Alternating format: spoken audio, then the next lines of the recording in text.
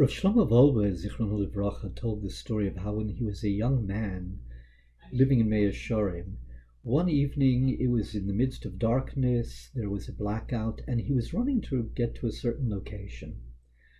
In the darkness, he suddenly had a premonition and stopped running, and as he stopped, he paused a moment, looked, and saw that had he continued just a few more feet, he would have fallen off a precipice. There was a set of steps there that had he fallen, the results could have been just terrible.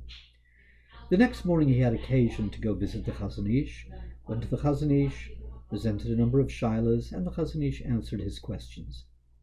As he was about to leave, he paused for a moment and turned to the Chazon Ish and asked him, maybe I can ask another question. And the Chazon Ish told him, go right ahead.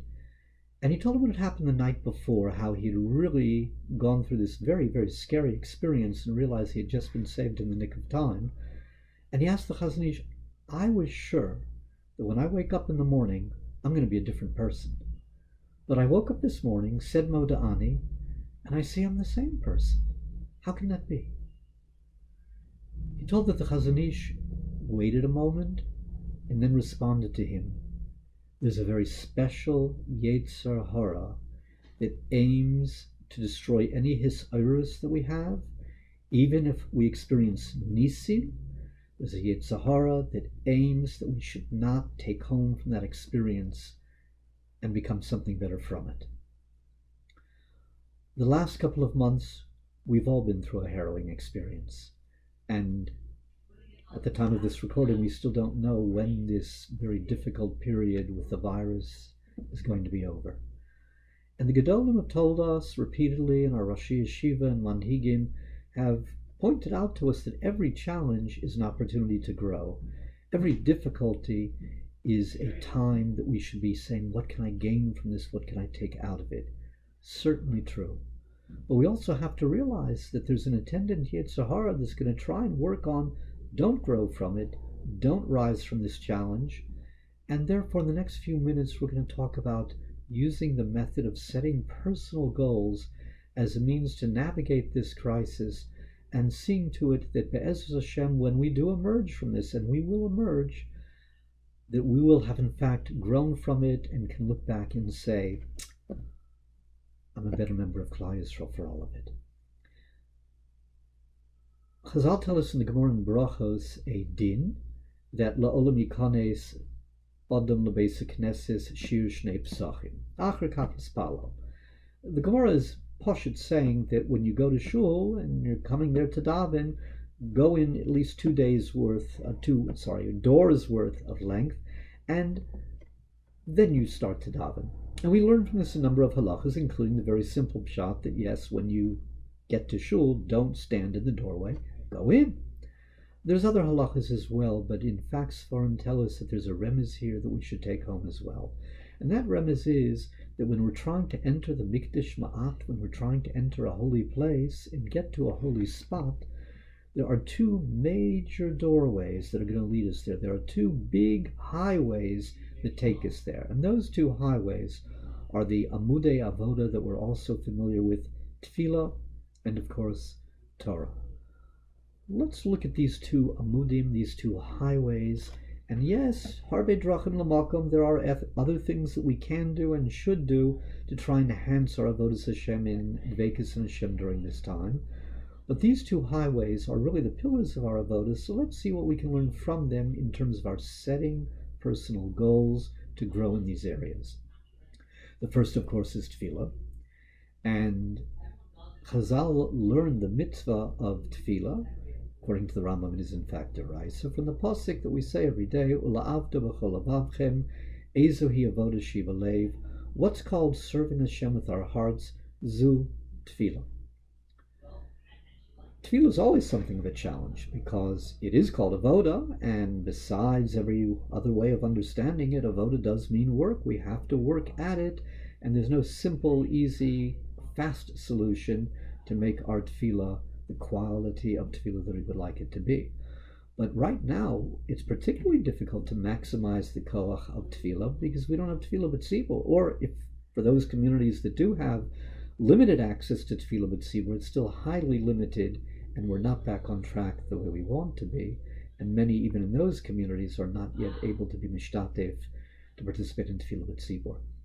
So without that power of the Tzibor energizing us and pushing us ahead when maybe our Tefillah wasn't so great, but we could say, okay, but I'm part of a minyan, I'm saying Kedusha, I'm answering Kaddish, Amen. That has a tremendous, tremendous power, which at the current situation we are lacking. What can we do with our Tefillah b'Yechidus when it has to be to maximize that power? Well, the first thing is to avoid being distracted.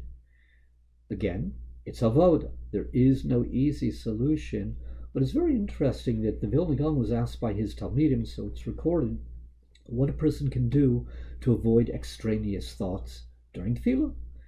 And one's mind is wandering. What do you do?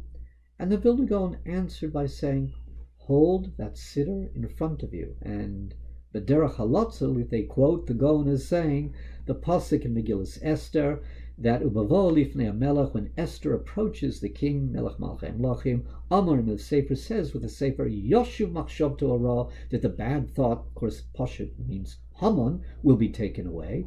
The Gaon said, read into that the idea that when you hold that Sefer in front of you, look at the words, then that makes it so much easier to concentrate and not to be distracted here, there, and other things pulling us in different directions. So the power of Tefillah is tremendously enhanced if we have a siddur that we're comfortable with.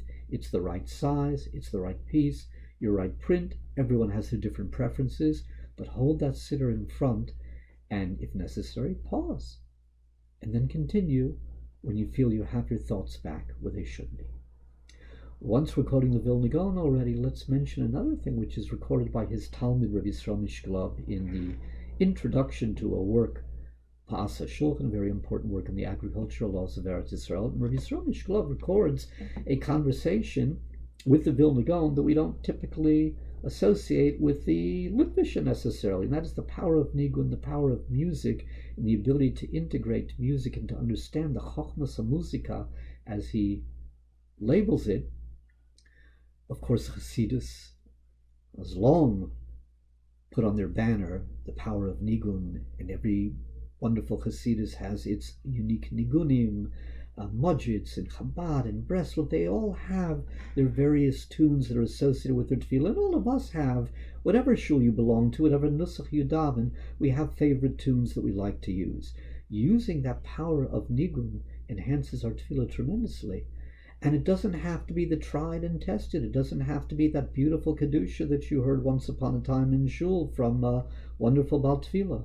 You can be taking music that we're all familiar with, and maybe music that was not written for the words of the siddur that we're saying at the moment, but inject with it, instead of just saying the words, maybe throw in a little bit of nusach, of nigun, of song, from whatever songs speak to you at that time, whatever your favorites are.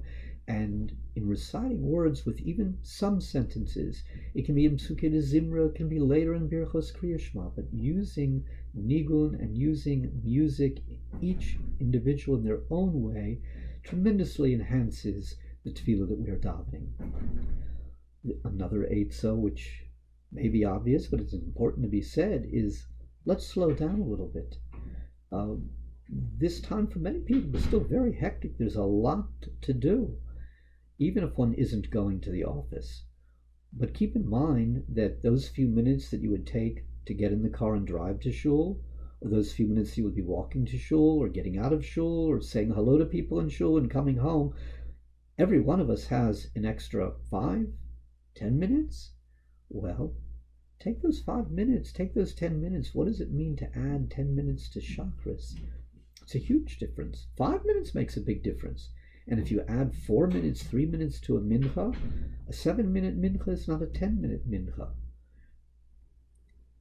It's not just that slowing the pace helps us think about what we're saying, it also puts us in a matzav that Rabbi Yisrael Salanter described in his 13 midos, 13 areas of character development that we should be focusing on and concentrating all the time. So one of those midos that Rabbi Yisrael Salanter spoke of is the midah of menuchas hanefesh, tranquility, of a certain sense of menucha. and being able to say Tefillah, even if it's only part of it, one kapitel out of the Psuki de Zimra, one bracha out of the Birchas Kriya Shema, is just slow down, take it slow, enjoy, savor, and it not only enhances the Tefillah, but also gives us a sense of well-being, of tranquility during this very anxious time. That quality of Menuchas Nefesh is so needed and so helpful. The Gemara in Brachos tells us that Hakovei Makom Tefillah, so Elokei Avram Be'ezra, to have a set place for Tefillah. So having a set place for Tefillah, we usually think it's okay, my Makom Kavua. Everyone has a Makom Kavua in Shul, their favorite seat, or if they're giving it up for a guest, the area where they typically sit in Shul. And even if they daven in more than one Shul, this is where I go on Shabbos, this is where I go for Mincha Mariv. Nevertheless, having the idea of a set place is very important. But in fact, the poskim tell us this is not just when you're going to Shul, it is also quite applicable when you're davening at home. And therefore, if you are davening at home, find a corner, find a spot. If you have a study, great. If you don't have that private area all the same time, sometimes the kids are around, maybe you have to move over a little bit, but find the places that you can be, and having that kviyas provides a certain sense of framework and again enhances one's ability to daven well. That's one highway. The other highway is the highway of Torah. And the most important rule about setting rules and setting goals in personal growth in Torah is what the Gemara in Avodah Zarah Yud Tes tells us, that Ein Adam Lomed Ela Mimakom Shelibo Chafetz. When do we learn best? We learn best when we learn what we like most, or what we're enjoying. And there are different times that we may feel connected to different things. There are times that we feel in the mood to learn Gemara, and there are times we feel I just don't really have the head for it. Right now is not a time to learn Gemara. If I'm learning maybe Bikiyas, I'm just not into Iyun just at the moment. But there are other limudim as well. And it's okay to feel this is what appeals to me, this is what is chashuv to me at this time, this is what I would like to learn. And if you follow your sense of this is what I would like to learn, that's the most important thing that one can do to enhance one's learning and make sure that that learning really is valuable. But in doing this, let's set goals and not set impossible goals, small but measurable. There's 4,170 Mishnayos in all of the Shisha Sidrei Mishnah. Well, if a person decides, I'm going to learn 3 Mishnayos a day, in 3.5 years you'll finish the entire Shas. I want to learn one Seder. I've never learned through Seder Moed from beginning to end, or Seder Zraim from beginning to end, a little bit harder. 3 Mishnayos a day, you're going to make it. You're going to get there. Set measurable goals. It can be 1 Mishnah a day, but set a goal and stick with that goal, because small goals eventually add up to big accomplishments. But it doesn't have to be Mishnah, doesn't have to be Daf Yomi, doesn't have to be Amud Yomi. There's plenty of limudim that maybe we would have liked to have done. I always wanted to learn the Navi, but I never had really a chance. Navi can be difficult. Okay, today there are so many opportunities with English translations, with English commentaries, or with easy Hebrew commentaries, or hard Hebrew commentaries, each person according to their own level. Take something that you would want to learn through. I wanted to learn through Sefer Iyov. Well, Rav Schwab has a wonderful Sefer on Iyov from beginning to end. Or take Yechezkel, or Yirmiyahu, or take Divrei Yamim, or Sefer Shmuel. I've never learned these things. Maybe I would like to learn some of it. Small but measurable, a parak a day, a parak a week. It's going to add up, and after a few weeks I'm going to feel I'm making progress and I'm getting somewhere. And it's okay to understand that there are times for the light and times for the heavy. There are times that I have the energy and I'm ready for the heavy lifting. Maybe that's the time I want to learn some Gemara, some more difficult limud. There are times that, okay, nighttime, I'll learn a Mishnah Berurah, I'll learn Kitzur Shulchan Aruch, I'll learn an English text on the halachas of Shabbos. What you learn and how you learn it, every person will do in their own way. Will fit according to the individual. But the point is to set goals, to set personal goals. I'd like to accomplish something. I'd like to finish this Sefer. I'd like to learn some things that I haven't learned before. And when it's hard to really learn heavy duty, Why not take out a biography of one of the Gedolei Yisrael, or something of inspiring stories that I feel I can learn and gain from? Use that, and again, finish it by setting personal goals and setting a certain pace. And in addition to the pace, the Kaf HaChaim says it's important that we set certain times. Kavata itim l'Torah, one of the points, and this is brought out specifically in the Kaf HaChaim, is try to have a set time every day. It may not always work, especially in these challenging times. We have to be flexible. But if my time for learning is going to be 8 to 9 or whatever it may be, halavai more, but I know 8 to 9, this is time that I learn. It's not time for jogging. It's not time for other things. This is my learning time. Let it be whatever time it is and however much time you can devote to it, but let it be on a regular basis and not one time, well, whenever I get around to it, because things that we think we'll get around to, we often don't get around to. Kavat Litin Torah isn't just setting that I'm going to learn every day a certain amount, but setting certain times and a framework for it, with or without a charusa. And it's interesting that in both highways of Tefillah and Torah, we find this concept of kviyas. We find there's the kovea mokom l'tfilasa in Tefillah, and we find the kavata itim l'Torah. I think there's something to that, and I'd like to explain a little bit with a thought that I heard from my Rosh Yeshiva Zatzal, Rabbi Dov Schwartzman, who explained that in the Parsha of Bechukosai, and towards the end of the Parsha, it's described how a Jew might find themselves in the situation of being a slave to someone who is not Jewish. And the person could say, Rashi brings this, it's really from Chazal, that a person might think and say, Hoyel v'Rabbi, well, since my master does Avodah Zarah, I'll do Avodah Zarah. Since my master is Megala Rayas, I'll be Megala. Wait a minute, why would a person say that? Why would a person think that? Since my master does it, therefore what? That makes it kosher for me as well?